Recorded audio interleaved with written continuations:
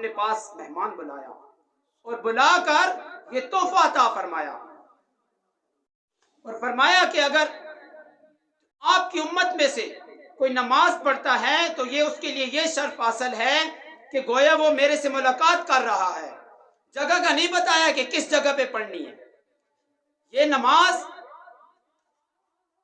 نماز کا مقام فرمایا گیا کہ جو بندہ نماز پڑھے گا گویا وہ رب ذوالجلال سے مل رہا ہے، ملاقات کر رہا ہے. اس کے بعد فرمایا کہ نماز قبر میں نور ہوگی، روشنی ہوگی. میرے آقا دو عالم صلی اللہ علیہ وآلہ وسلم کا ارشاد فرمان ہے کہ دنیا کے اندھیرے سے قبر کا جو اندھیرا ہے وہ 70 گنا زیادہ اندھیرا ہوگا.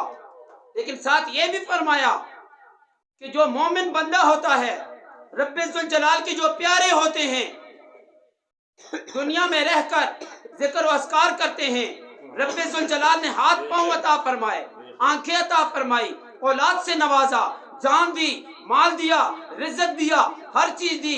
اس کا شکریہ کیسے ادا کرنا ہے؟ رب ذوالجلال کی بارگاہ میں نماز پڑھنی ہے، نماز پڑھ کر رب ذوالجلال کا شکریہ ادا کرنا ہے کہ بے شک دنیا میں ہم نماز پڑھیں گے تو میرے آقا دو عالم صلی اللہ علیہ وآلہ وسلم کے ارشاد فرمان کہ قبر میں یہ نور ہوگی، ان لوگوں کی قبروں میں اندھیرا نہ ہوگا جو رب ذوالجلال کی بارگاہ میں نماز پڑھتے ہیں. نماز کی کیا شان ہے. اس کے بعد یہ بھی فرمایا کہ جس بندے پر نماز کا فرض کرنا بتا دیا، انہی مومن کے لیے قرآن مجید فرقان حمید میں یہ بھی بتایا کہ تمام جتنی بھی آیاتیں اس تمام پر عمل کرنا ہے. نماز جو پڑھے گا قبر میں نور ہوگی. ایک آدمی مکان تیار کروا لیتا ہے، اس میں میٹر نہیں لگواتا. یہ مکان تیار کروانا، یہ ہم نے کلمہ پڑھا، یہ مکان تیار ہو گیا. میٹر لگوائیں گے تب جب ہم نماز پڑھیں گے روشنی ہوگی. میٹر نہیں لگواؤ گی کمرے میں روشنی نہیں ہوگی. جو بندہ نماز پڑھے گا ان لوگوں کی قبروں کے لیے فرمایا گیا کہ ان لوگوں کی قبروں میں اندھیرا نہ ہوگا، روشنی ہوگی، نورانی لائٹ ہوگی، جہاں پہ نہ بجلی جائے گی نہ کچھ.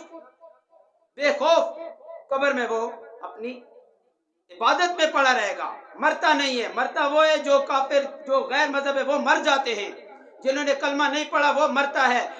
فرمایا گیا حدیث شریف میں آتا ہے کہ مومن کے لیے موت تحفہ ہے. یہ اس نے ذائقہ چکھنا ہے، اس دنیا سے اس سیٹ پر انتقال کر کے جانا ہے. یہ قبر کے اندر حساب و کتاب کے لیے جانا ہے.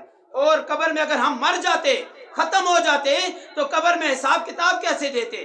حساب کتاب کے لیے بندے کا زندہ ہونا بہت ضروری ہے. اسی لیے قبر کے اندر ہمارا یہ ایمان ہے، تمام کا ایمان ہے کہ ہم قبر کے اندر سوال و جواب ہوگا. کس کا ہوگا؟ نماز کا ہوگا. یہ نہیں بتائیں گے کہ تم کون ہو، تم کس چودھری صاحب ہو، راجہ صاحب ہو، سید صاحب ہو، جو بھی ہے.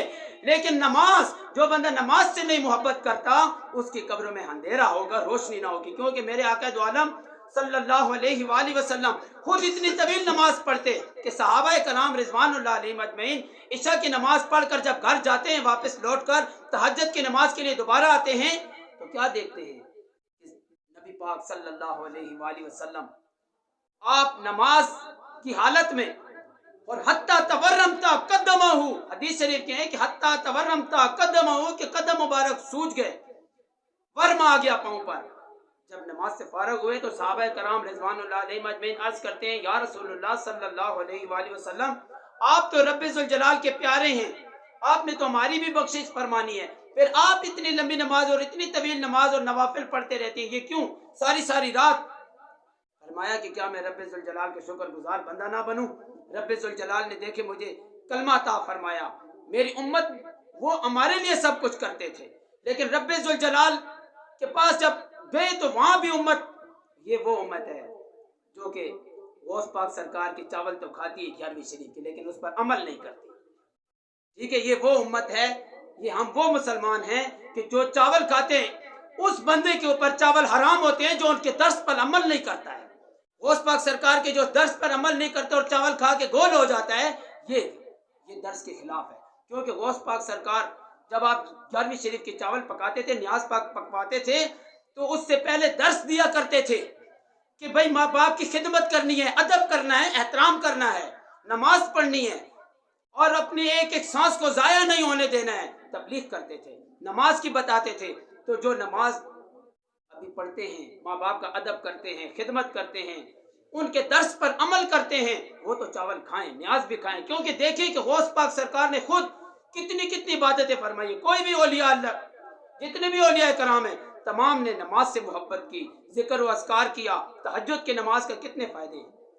فرمایا گیا کہ جو بروز قیامت یہ ہم فرض نمازیں پڑھتے ہیں، کوئی چھوٹ ہو جاتی ہے، قضا ہو جاتی ہے، یہ بروز قیامت یہ جو ہم نوافل تہجد کے پڑھتے ہیں، یہ بیلنس برابر کرنے کے لیے ہوگا۔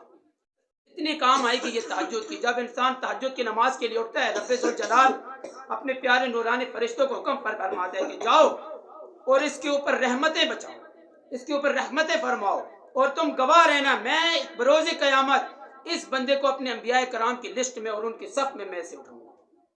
یعنی کہ کتنا مقام ہے نماز کا۔ لیکن نماز تب قبول ہوگی جب ہم سے والدین راضی ہوں گے۔ جب ہم سے والدین نہیں راضی ہوں گے، ہماری نمازیں کوئی قابل قبول نہیں ہے، کیونکہ یہ بھی قرآن پاک کا ہے حصہ ہے کہ ماں باپ کا بھی خدمت کرنی ہے، ادب کرنا ہے، احترام کرنا ہے، نماز بھی پڑھنی ہے، آخرت کی تیاری کرنی ہے، ذکر روح کی غذا۔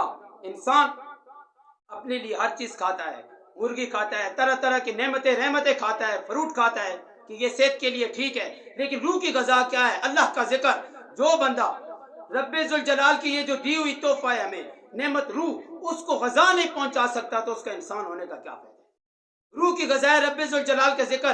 ایک آدمی فوت ہو جاتا ہے، ایک آدمی فوت ہو گیا، اس سے روح کو نکالنے کا حکم ہو گیا، ٹائم اس کا ہو گیا، کل نفس ذائقۃ الموت۔ وہ روح، کچھ روح ہوتی ہیں وہ انسان کے پیچھے پریشان ہو جاتی ہیں اور کوئی خوش ہو جاتی ہیں۔ ابھی پریشان کون ہوتی ہے؟ کہتی ہے یا اللہ مجھے اس سے نہیں نکال۔ کیوں؟ فرمایا کہ یہ جیسے اپنا پیٹ بھرتا تھا میرا بھی ساتھ بھرتا تھا، میں اس سے خوش ہوں، یہ ذکر اللہ کر کے میرے پیٹ کو سیر کرتا تھا، میں خوب، اس کا کھانا ہوتا ہے روح کا، روح کی غذا ہے اللہ کا ذکر۔ تو جس سے تنگ ہوتی ہے روح، اس سے پوچھا جاتا ہے تو کیوں تنگ ہے؟ وہ روح بولتی ہے کہ بھئی میں اسی لیے تنگ ہوں، خود تو کھاتا تھا، میرے لیے یہ کچھ بھی کام نہیں کرتا تھا نیکی کا، نہ یہ نماز پڑھتا تھا، نہ یہ اچھے اعمال کرتا تھا، تو اسی لیے اس سے وہ روح خفا ہوتی ہے۔